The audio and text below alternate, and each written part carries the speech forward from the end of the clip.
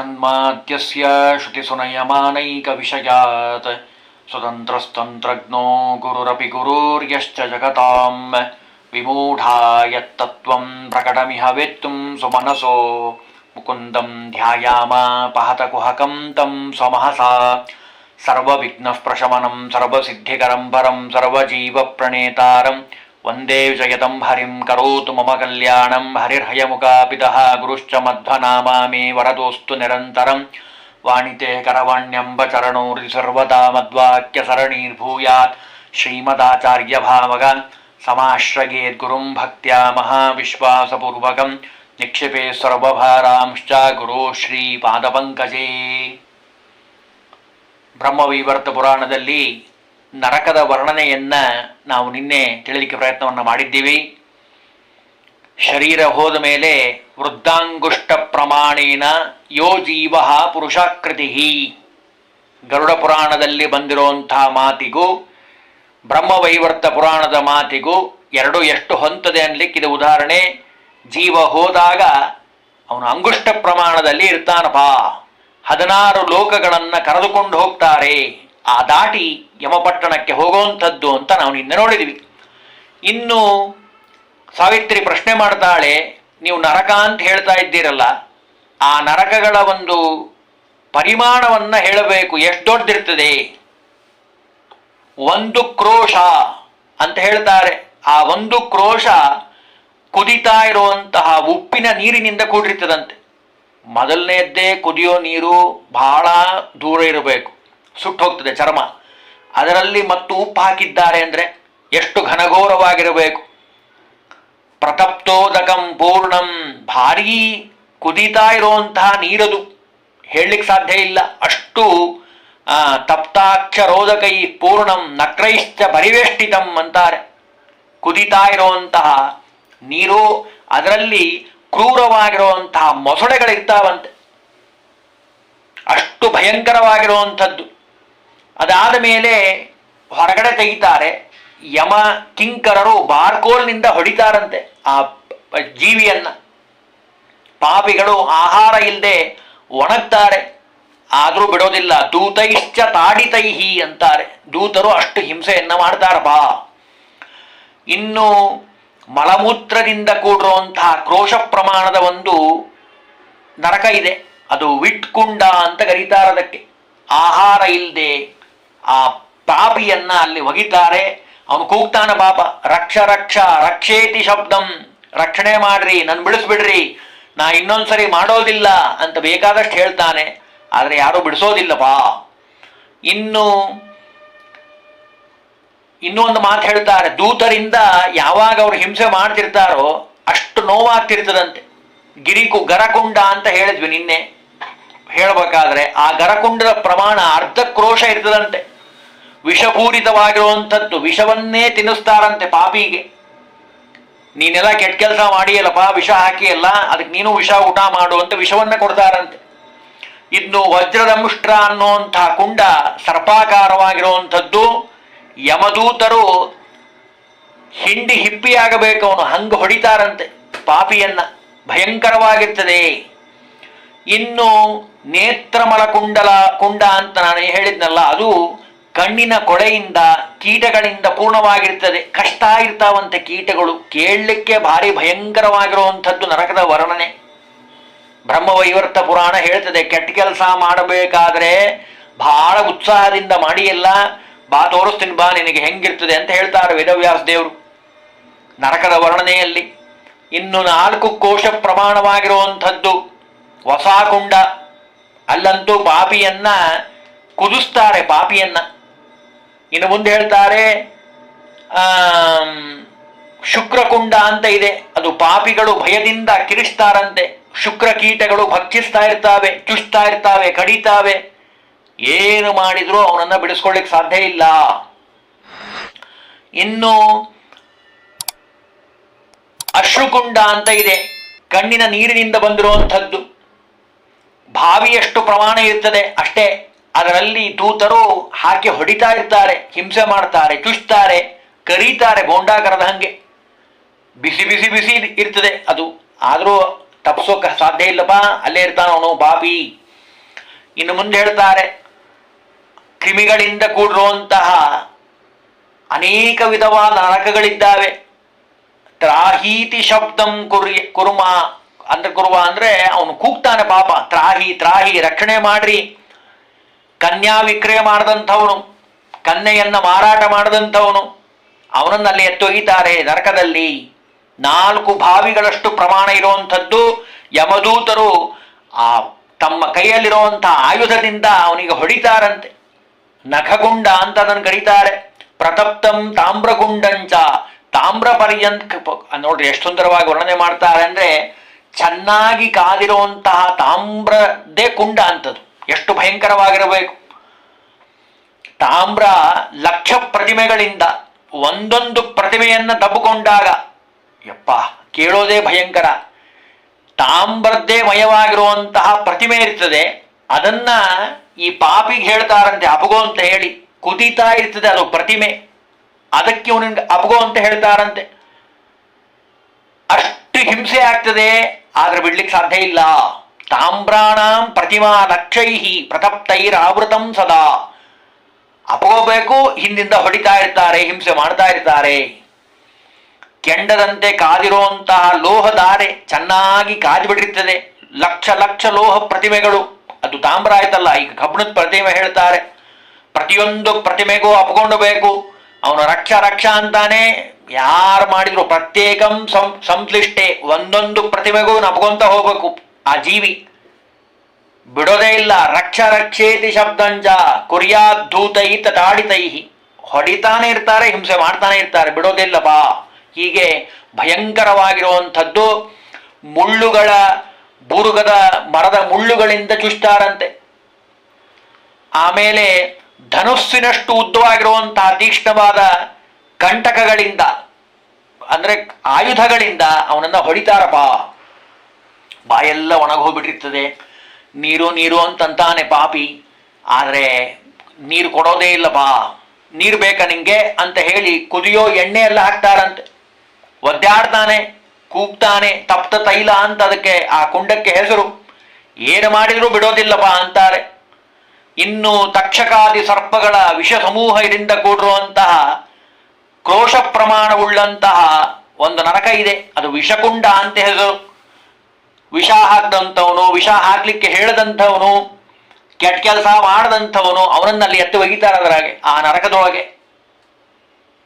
ಹಾಗಾಗಿ ಮಾಡಬೇಕಾಗಿರುವಂತಹ ಒಳ್ಳೆ ಕರ್ಮಗಳನ್ನು ನಾವು ಮಾಡಬೇಕು. ಕೆಟ್ಟ ಕರ್ಮ ಮಾಡಿದ್ರೆ ಇಷ್ಟೆಲ್ಲ ಫಲ ಇದೆ, ಕೆಟ್ಟ ಫಲ. ಇನ್ನು ಯಮದೂತರಿಂದ ಹೊಡೆತ ಬಿದ್ದ ಮೇಲೆ ತಡ್ಕೊಳಕ್ಕಾಗೋದಿಲ್ಲ. ಜೋರಾಗಿ ಕೂಗ್ತಾನೆ, ಅಳ್ತಾನೆ, ಕಿರಿಚ್ಕೊಳ್ತಾನೆ. ಆಮೇಲೆ ತೂರ್ಸ್ಕೋಬೇಕು ಅಂದ್ರೆ ಶರೀರ ಇರೋದಿಲ್ಲ, ನೋವಾಗ್ತದೆ, ಹಿಂಸೆ ಆಗ್ತಿರ್ತದೆ, ಯಾರ ಮುಂದೆ ಹೇಳ್ಕೊಳಕ್ಕಾಗೋದಿಲ್ಲ. ಶಸ್ತ್ರಕುಂಡ ಅಂತೂ ಅಂಧಕಾರಮಯವಾಗಿರುವಂಥದ್ದು, ಕ್ರೋಶ ಪ್ರಮಾಣದಲ್ಲಿರುವಂಥದ್ದು, ಭಯಂಕರವಾಗಿರುವಂಥದ್ದು. ಲೋಹಗಳಿಂದ ತಾಡನೆ ಮಾಡ್ತಾ ಇರ್ತಾರೆ, ಹಿಂಸೆ ಮಾಡ್ತಾ ಇರ್ತಾರೆ. ಶಸ್ತ್ರಶಯ್ಯೆಯಲ್ಲೇ ಮೆತ್ತಗಿರೋ ಹಾಸಿಗೆ ಮೇಲೆ ಮಳ್ಕೊಳ್ಳೋಕ್ಕೆ ನಮಗೆ ಕಷ್ಟ ಆಗ್ತದೆ ಒಂದೊಂದು ಸಾರಿ. ಅಂಥದ್ರಲ್ಲಿ ನೆಲದ ಮೇಲೂ ಅಲ್ಲ, ಆ ಶಸ್ತ್ರಕುಂಡದ ಮೇಲೆ, ಅದರ ಮೇಲೆ ಮಲಗಿಸ್ತಾರಂತೆ. ಶಸ್ತ್ರಶಯ್ಯೆ ಆಗಿರುವಂಥದ್ದು, ಅದರ ಮೇಲೆ ಮಲಗಿಸ್ತಾರಂತೆ, ಹಿಂಸೆ ಮಾಡ್ತಾರೆ. ಅವನು ಕೂಗ್ತಾನೆ ಕೂಗ್ತಾನೆ. ಪಾಪಿಯಾಗಿರುವಂತಹ ಜೀವ ಏನು ಮಾಡಿದ್ರು ಬಿಡಿಸ್ಕೊಳ್ಳಿಕ್ಕೆ ಸಾಧ್ಯ ಆಗೋದಿಲ್ಲಪ್ಪ. ಹೀಗೆ ಅನೇಕ ಕುಂಡಗಳ ಬಗ್ಗೆ ವಿವರಣೆಯನ್ನು ಕೊಟ್ಟರು. ವಜ್ರಕೀಟ ಮತ್ತು ವೃಶ್ಚಿಕ ಕುಂಡ ಇವೆಲ್ಲ ಪಾಪಿಯ ಅರ್ಧದಷ್ಟು ಆಳವಾಗಿ ಭಯಂಕರವಾಗಿ ಘೋರವಾಗಿರ್ತವೆ. ಕೇಳಲಿಕ್ಕೆ ಇಷ್ಟು ನಮಗೆ ಭಯಂಕರ ಅಂತ ಅನಿಸ್ತಾ ಇದೆ ಅಂದ್ರೆ ಇನ್ನು ನರಕಕ್ಕೆ ಹೋದೋರ್ ಗತಿ ಏನಾಗಿರಬಹುದು. ಅದಕ್ಕೆ ಎಚ್ಚರ ಅಂತ ಹೇಳ್ತಾರೆ. ಇನ್ನು ಗೋಲಕುಂಡ ಇದೆ, ಅದು ಕೆಸರಿನಿಂದ ಕೂಡಿರುವಂಥದ್ದಂತೆ. ಕುದೀತಾ ಇರುವಂತಹ ಕೆಸರು, ತಣ್ಣಗಿರೋ ಮಣ್ಣಿನ ಕೆಸರಲ್ಲ, ಮತ್ತೆ ಕುದೀತಾ ಇರುವಂಥದ್ದು. ತಪ್ತ ಪಂಚಕೋಕರೈ ಪೂರ್ಣಂ ಸಧ್ವಾಂತಂ ಗೋಲಕುಂಡಲಂ ಅಂತಾರೆ. ಅದರೊಳಗೆ ಅವನನ್ನ ಹಾಕಿ ಪಾಪಿಯನ್ನ ಎತ್ತಾರಂತೆ. ಕ್ರಿಮಿ ಕೀಟಗಳು ಕಚ್ತಾ ಇರ್ತಾವೆ, ಅಷ್ಟು ಭಯಂಕರವಾಗಿರುವಂಥದ್ದು. ಇನ್ನು ಬಂಧಕುಂಡ ವಜ್ರಕೀಟದಿಂದ ಕೂಡಿರುವಂಥದ್ದು. ಕಚ್ಚಿಸಿ ಕಚ್ಚಿಸಿ ಆ ಪಾಪಿಯನ್ನ ಹೇಳ್ತಾರಂತೆ. ಅಂಧಕಾರಮಯ ಕತ್ತಲು ನರಕ, ಯಾರು ಕಾಣಿಸೋದಿಲ್ಲಪ್ಪ. ಇನ್ನು ಪಾಷಾಣ ಕುಂಡ ಇದೆ, ತೀಕ್ಷ್ಣವಾಗಿರುವಂಥದ್ದು, ಕತ್ತಿಯ ಧಾರೆಯನ್ನ ಅಲ್ಲಿ ಅರಿತಾರೆ. ಭಾರೀ ಹಿಂಸೆ ಆಗ್ತದೆ. ಬಿದ್ದು ಬಿದ್ದು ಅವನು ಹೇಳ್ತಾನೆ ಮತ್ತೆ ಬೀಳ್ತಾನೆ, ಮತ್ತೆ ಹೇಳ್ತಾನೆ ಮತ್ತು ಬೀಳ್ತಾನೆ, ರಕ್ತ ಸೋರ್ತಿರ್ತದೆ. ಯಾರು ಬಂದು ಬಿಡಿಸೋದಿಲ್ಲ. ಬಾ ಹಸಿ ಕುಂಡ ಅಂತ ಇದೆ, ಅದು ಕುದೀತಾ ಇರುವಂತಹ ನೀರಿನ ಕುಂಡ ಅಂತಾರೆ. ಅಲ್ಲಿ ಅವನನ್ನ ಒಗಿತಾರೆ ಮತ್ತೆ ಎತ್ತಾರೆ. ಹಿಂಸೆ ಆಗ್ತದೆ, ಆದ್ರೆ ಯಾರಿಗೂ ಹೇಳಕ್ಕೂ ಆಗೋದಿಲ್ಲ. ಇನ್ನು ಮುಂದೆ ಹೇಳ್ತಾರೆ, ಜಲಪೂರ್ಣವಾದಂತಹ ವಿಕಾರವಾಗಿರುವಂತಹ ದೊಡ್ಡ ಕೂರ್ಮಗಳಿಂದ, ಕೂರ್ಮ ಅಂದ್ರೆ ಆಮೆಗಳಿಂದ ಕೂಡಿರುವಂಥದ್ದು. ಆ ಆಮೆಗಳಿಗೆ ಇವನನ್ನು ಆಹಾರವನ್ನಾಗಿ ಬಿಡ್ತಾರೆ. ಆ ಆಮೆ ತಿಂದು ಹಾಕ್ಬಿಡ್ತದೆ ಇವನ್ನ. ಅಷ್ಟು ಭಯಂಕರವಾಗಿರುವಂಥವು ಎಲ್ಲ ಆಮೆ, ದೊಡ್ಡ ದೊಡ್ಡ ಆಮೆಗಳು ಅಂತಾರೆ.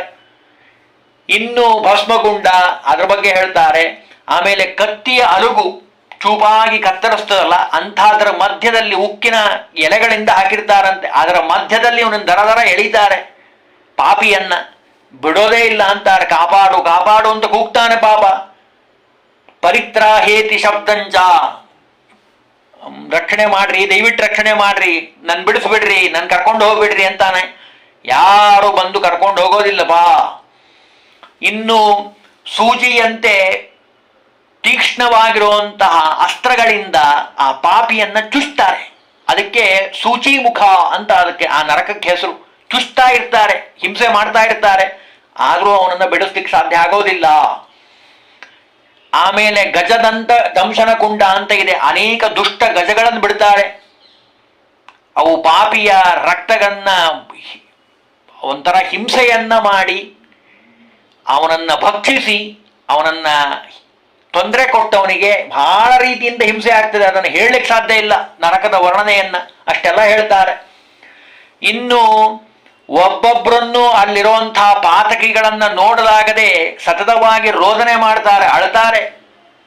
ಯಮದೂತರ ಕೈಯಲ್ಲಿರುವಂತಹ ದಂಡ ವನಕೆ ಕ್ಷಣ ಕ್ಷಣಕ್ಕೂ ಭಯಭೀತನನ್ನಾಗಿ ಮಾಡ್ತದಂತೆ. ಪಾಪೀನಾಂಚ ಪ್ರಧಾನೈಶ್ಚ ಮಹಾಪಾತಕಭಿರ್ಯುತಂ ಪರಸ್ಪರಂ, ಎಲ್ಲರೂ ಒಬ್ಬೊಬ್ರು ಮುಖ ನೋಡ್ಕೊಂತಾರೆ, ಆದರೂ ಏನೂ ಮಾಡ್ಲಿಕ್ಕೆ ಸಾಧ್ಯ ಇಲ್ಲ. ಇನ್ನು ದೊಡ್ಡದಾಗಿರುವಂತಹ ಗಾಢಾಂಧಕಾರದಿಂದ ಕೂಡಿರುವಂಥದ್ದು ಕುಂಭೀಪಾಕ ಅಂತ ಹೇಳಿ ಪ್ರಸಿದ್ಧವಾದ ನರಕ. ಆ ಕುಂಡದ ಒಳಗೆ ಕುದಿತಾ ಇರುವಂತಹ ಎಣ್ಣೆ ತೈಲ ಇರ್ತದೆ. ಅದರಲ್ಲಿ ತಾಮ್ರದ ಲೋಹ ಹಾಕಿರ್ತಾರೆ, ಪಾಷಾಣಗಳನ್ನು ಹಾಕಿರ್ತಾರೆ. ಅಲ್ಲಿ ಅವನನ್ನು ಒಗಿತಾರೆ. ಸಾಮಾನ್ಯವಾದ ಭಾಷೆಯಲ್ಲಿ ಹೇಳೋದು ಅಂದ್ರೆ ಈ ಬೋಂಡ ಕರೀತಾರಲ್ಲ, ಕರೆದ ಹಾಗೆ ಅದರ ಕೋಟಿ ಕೋಟಿ ಪಟ್ಟು ನೋವಾಗ್ತದೆ. ಜೀವಿಯನ್ನೇ ಒಗಿತಾರೆ ಅದರೊಳಗೆ, ಕೆಟ್ಟ ಕೆಲಸ ಮಾಡಿದವನನ್ನ. ಇನ್ನು ಹೇಳ್ತಾರೆ, ಯಮದೇವರು ತಮ್ಮ ದೂತರ ಬಗ್ಗೆ ಹೇಳ್ತಾರೆ, ಗೂಢಮಾಣಾಂ ಪದದ್ಭಿಶ್ಚ ಮೂರ್ಛಿತೈಶ್ಚ ಮುಹುರ್ಮುಹು ಯಾವಂತಹ ಪಾಪಿನಂ ಸಂತಿ ಸರ್ವಕುಂತೇಶು ಸುಂದರಿ. ಸಾವಿತ್ರಿ, ಕೇಳಿಸ್ಕೋ ಸರಿಯಾಗಿ ನಾ ಹೇಳೋದನ್ನ. ನನ್ನ ದೂತರೇನಿದ್ದಾರಲ್ಲ ಅವರು ಭಯಂಕರವಾಗಿರುವಂಥವ್ರು, ಯಾರನ್ನೂ ಬಿಡೋದಿಲ್ಲ. ಅದರಲ್ಲೂ ಪಾಪಿಯನ್ನ ಮೊದಲು ಬಿಡೋದಿಲ್ಲ. ಯಾರಿಗೂ ಕಂಡೇ ಇಲ್ಲ, ಯಾರು ನೋಡೇ ಇಲ್ಲ, ನಾ ಮುಚ್ಚಿ ಮಾಡಿಬಿಟ್ಟಿದ್ದೀನಿ, ನನ್ನಷ್ಟು ಶುದ್ಧವಾದಂಥವನು ಯಾರೂ ಇಲ್ಲ ಅಂತ ಅಂದ್ರೆ ನಡೆಯೋದಿಲ್ಲ. ದೇವರು ಅವನ ದೃಷ್ಟಿಯಲ್ಲಿ ಯಾರನ್ನು ಬಿಡೋದಿಲ್ಲಪ್ಪ. ನರಕದ ವರ್ಣನೆಯನ್ನು ನಾನು ಕೇಳಿದ್ದೇನಲ್ಲ, ಅದರಲ್ಲಿ ಕುಂಭೀಪಾಕ ಎಲ್ಲದಕ್ಕಿಂತ 4ರಷ್ಟು ದೊಡ್ಡದಾಗಿರ್ತದಂತೆ. ಅದನ್ನು ಹೇಳ್ಬಿಡ್ತಾರೆ. ಚತುರ್ಗುಣ ಸಂತಿ ತತ್ರ ಕುಂಭೀಪಾಕೆ ಚ ಮಸ್ತರೇ, ಬಹಳ ವಿಸ್ತಾರವಾಗಿರುವಂಥದ್ದು. ಅದರಲ್ಲೂ ಪ್ರಧಾನವಾದದ್ದು ಅಂತಾರೆ ಈ ಕುಂಭೀಪಾಕ. ಎಲ್ಲ ನರಕಗಳಲ್ಲಿ ಸರ್ವಕುಂಡ ಪ್ರಧಾನಂಚ ಕುಂಭೀಪಾಕಂ ಪ್ರಕೀರ್ತಿತಂ, ಅಂದ್ರೆ ಅಷ್ಟು ಭಯಂಕರವಾದದ್ದು ಕುಂಭೀಪಾಕ. ಭಾರಿ ಹಿಂಸೆ ಮಾಡ್ತಾರೆ, ತಡ್ಕೊಳಕ್ಕಾಗೋದಿಲ್ಲ. ಈಗ ಕಿವಿಯಿಂದ ಒಂದು ಶಬ್ದ ಕೇಳಿದ್ರೆ ಸಂತೋಷವಾಗಬೇಕು, ಆನಂದ ಆಗಬೇಕು, ಮನಸ್ಸು ಹೃದಯ ತುಂಬಿ ಬರಬೇಕು, ಅದು ಒಳ್ಳೆಯ ಶಬ್ದ. ಕರ್ಕಶವಾಗಿರುವಂಥದ್ದು ತಡ್ಕೊಳಕ್ ಸಾಧ್ಯ ಆಗೋದಿಲ್ಲ. ಅಂತಹ ಭಯಂಕರವಾದ ಶಬ್ದ, ಭಯಂಕರವಾದ ನೋಟ, ಭಯಂಕರವಾದ ಊಟ, ಭಾರೀ ಹಿಂಸೆಯನ್ನ ಮಾಡ್ತಾರೆ. ಆ ಕುಂಡದಲ್ಲಿ ಬಿದ್ದಿರುವಂತಹ ಪಾಪಿಗಳಿಗೆ ಕ್ಷಣ ಕ್ಷಣಕ್ಕೂ ಹಿಂಸೆ ಮಾಡ್ತಾರೆ, ಹೊಡಿತಾರೆ, ಹೇಳ್ತಾರೆ. ನನ್ನ ಮಾತಲ್ಲ, ಓದ್ಬಿಡ್ತೇನೆ. ಕಾಲ ನಿರ್ಮಿತ ಸೂತ್ರೇಣ ನಿಬದ್ಧ ಯತ್ರ ಪಾಪಿನಃ ಉತ್ತಾಪಿತಶ್ಚ ಮದ್ಧೂತೈ ಕ್ಷಣಮೇವ ನಿಮಜ್ಜಿತಾ.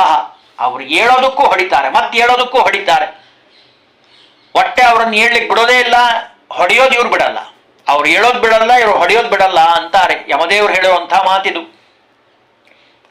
ಉಸಿರಾಟ ಅಂದ್ರೆ ಉಚ್ಛ್ವಾಸ ನಿಶ್ವಾಸವನ್ನೂ ತಡ್ಕೊಳ್ಳೋಕೆ ಸಾಧ್ಯ ಆಗೋದಿಲ್ಲ, ಅಷ್ಟು ಅವನಿಗೆ ಹಿಂಸೆಯನ್ನ ಮಾಡ್ತಾರಪ್ಪ ಆ ದೇಹಕ್ಕೆ. ದಂಡೇನ ಮುಸಲಯನೈವ, ವನಕೆ, ಮುಸಲ ಅಂದ್ರೆ ವನಕೆ, ಮುಸಲದಿಂದ ಹೊಡಿತಾರೆ. ಅದಕ್ಕೆ ಕಾಲ ಸೂತ್ರ ಅಂತ ಅದಕ್ಕೆ ನರಕದ ಹೆಸರಪ್ಪ. ಕುದಿತಾ ಇರುವಂಥ ನೀರಿರ್ತದೆ, ಯಮದೂತರು ಹೊಡಿತಿರ್ತಾರೆ, ಏನು ಮಾಡಿದ್ರು ಅವನನ್ನ ಬಿಡಿಸ್ಕೊಳ್ಳಿಕ್ಕೆ ಸಾಧ್ಯ ಆಗೋದಿಲ್ಲ. ಇನ್ನು ಅಗ್ನಿಜ್ವಾಲೆಗಳಿಂದ ದಗ್ಧವಾಗಿರುವಂತಹ, ಕುದಿತಾ ಇರುವಂತಹ ನೀರಿನಿಂದ ಕೂಡಿರುವಂತಹ ಪ್ರಮಾಣದ ಆ ನರಕವನ್ನ ಪಾಂಸುಭೋಜ ಅಂತ ಕರೀತಾರೆ. ಹೆಂಗ್ ನೋಡ್ರಿ, ಎಂತೆಂತ ಹೆಸರಿಟ್ಟಿದ್ದಾರೆ ನರಕಕ್ಕೆ. ನೂರಾರು ನರಕಗಳಿದ್ದಾವೆ. ಗರುಡ ಪುರಾಣದಲ್ಲೂ ಭಾಗವತದಲ್ಲೂ ಬಹಳ ವಿಸ್ತಾರವಾಗಿ ಹೇಳ್ತಾರೆ. ಅದನ್ನು ಬ್ರಹ್ಮ ವೈವರ್ತ ಪುರಾಣನೂ ಸಹಿತ ಹೇಳ್ತಾ ಇದೆ. ಹೀಗೆ 20 ಧನಸ್ಸಿನ ಪರಿಮಾಣವುಳ್ಳಂತಹ, ಲಕ್ಷ ಮಾನವರಷ್ಟು ಆಕಾರವುಳ್ಳಂತಹ ಉಲ್ಕ ಅಂದ್ರೆ ಕೊಳ್ಳಿ ಅಂತ ಅಂತಾರಲ್ಲ, ಅಷ್ಟು ಪ್ರಮಾಣದಲ್ಲಿರುವಂಥದ್ದನ್ನು ತಗೊಂಡು ಹೊಡಿತಾರೆ ಅವನಿಗೆ, ಆ ಪಾಪಿಗೆ ಬಿಡೋದೇ ಇಲ್ಲ ಅಂತಾರೆ. ಇನ್ನು ಮುಂದೆ ಹೇಳ್ತಾರೆ, ಒಳ್ಳೆ ಬಂಧನ ಮಾಡಿರ್ತಾರೆ, ಅವನನ್ನು ಬಿಡಿಸ್ಕೊಳ್ಳಿಕ್ಕೆ ಸಾಧ್ಯ ಆಗೋದಿಲ್ಲ. ಕುದಿತಾ ಇರುವಂತಹ ಆ ಮರಳಿನ ಮೇಲೆ, ಇದೆಲ್ಲ ಆದ ಮೇಲೆ ಮರಳಿನ ಮೇಲೆ ಒಗಿತಾರಂತ ಅವನನ್ನ. ಪಾಪಿ ನಿಷ್ಕಾರುಣ್ಯದಿಂದ, ಏನು ಕಾರುಣ್ಯ ಸಮಾಧಾನ ಶಾಂತಿ ಅನ್ನೋದು ಇಲ್ಲೇ ಇಲ್ಲ ನರಕದಲ್ಲಿ. ಯಾಕೆ ಪಾಪ ಮಾಡಿದ್ದಾನೆ, ಅದಕ್ಕೆ ಶಿಕ್ಷೆಯನ್ನು ಕೊಡ್ತಾ ಇದ್ದಾರೆ. ಜ್ವಾಲಾಮುಖ ಅನ್ನೋ ನರಕದ ಬಗ್ಗೆ ನಾವು ಹಿಂದೆ ಹೇಳಿದ್ವಿ. ಅಲ್ಲಿ ಹೇಳ್ತಾರೆ, ಸರ್ವದಾ ಧಗಧಗಧಗ ಕುದೀತಾ ಇರ್ತದಂತೆ ಆ ಅಗ್ನಿ, ಅಲ್ಲಿ ಅವನನ್ನು ಒಗಿತಾರಪ್ಪ. ಬಿದ್ದ ಮಾತ್ರದಿಂದಲೇ ಅವನು ಮೂರ್ಛಿತನಾಗಿ ಹೋಗ್ತಾನೆ, ಬಾಯಲ್ಲಿ ಮಾತು ಬರೋದಿಲ್ಲ, ನೋವು ಅಂತಾನೆ, ಅಳ್ತಾನೆ, ಯಾರೂ ಬಂದು ಬಿಡಿಸೋದಿಲ್ಲ. ಒಂದು ಮಾತು ಹೇಳಿಬಿಡ್ತೀನಿ ಕೇಳು. ಇಲ್ಲಿವರೆಗೂ ನಾನು ಹೇಳಿರುವಂಥದ್ದು ಸಂಕ್ಷಿಪ್ತವಾಗಿ ಹೇಳಿದ್ದೀನಿ. 86 ನರಕ ಕುಂಡಗ ಬಗ್ಗೆ ನಾನು ಹೇಳಿರುವಂಥದ್ದು, ಅವು ಲಕ್ಷಣಗಳನ್ನು ನಾನು ಹಿಂಗೆ ಹೇಳಿದ್ದೇನೆ. ಇನ್ನೇನಾದರೂ ಕೇಳೋದಿದ್ರೆ ಹೇಳ್ತೇನೆ ಅಂತ ಕೇಳಿದಾಗ ಅವಳು ಹೇಳ್ತಾಳೆ, ಇನ್ನೇನಿಲ್ಲ, ನನಗೆ ಭಗವಂತನ ಅನುಗ್ರಹ ಆಗಬೇಕು, ಅಷ್ಟು ನೀವು ಅನುಗ್ರಹವನ್ನ ಮಾಡ್ರಿ ಅಂತ ಕೇಳ್ತಾಳೆ. ಭಗವಂತ ಅವರಿಗೆ ಅನುಗ್ರಹವನ್ನ ಮಾಡ್ತಾರೆ. ಯಾರೋ ನಮ್ಮ ಯಮದೇವರು. ಹೀಗೆ ಅನೇಕ ನರಕಗಳ ವರ್ಣನೆಯನ್ನ ನಾವು ಇಲ್ಲಿವರೆಗೂ ಕೇಳಿದ್ದೀವಿ. ಇನ್ನೂ ಸುಮಾರು ವಿಷಯ ಇದೆ ಈ ನಮ್ಮ ಬ್ರಹ್ಮ ವಿವರ್ತ ಪುರಾಣದಲ್ಲಿ, ಅನೇಕ ವಿಭಾಗಕ್ಕೆ ಸಂಬಂಧಪಟ್ಟ ಹಾಗೆ. ಅದನ್ನು ಮುಂದಿನ ವಾರ ತಿಳಿಲಿಕ್ಕೆ ಪ್ರಯತ್ನವನ್ನು ಮಾಡೋಣ. ಹರಿ ಓಂ ಶ್ರೀಕೃಷ್ಣಾರ್ಪಣಮಸ್ತು.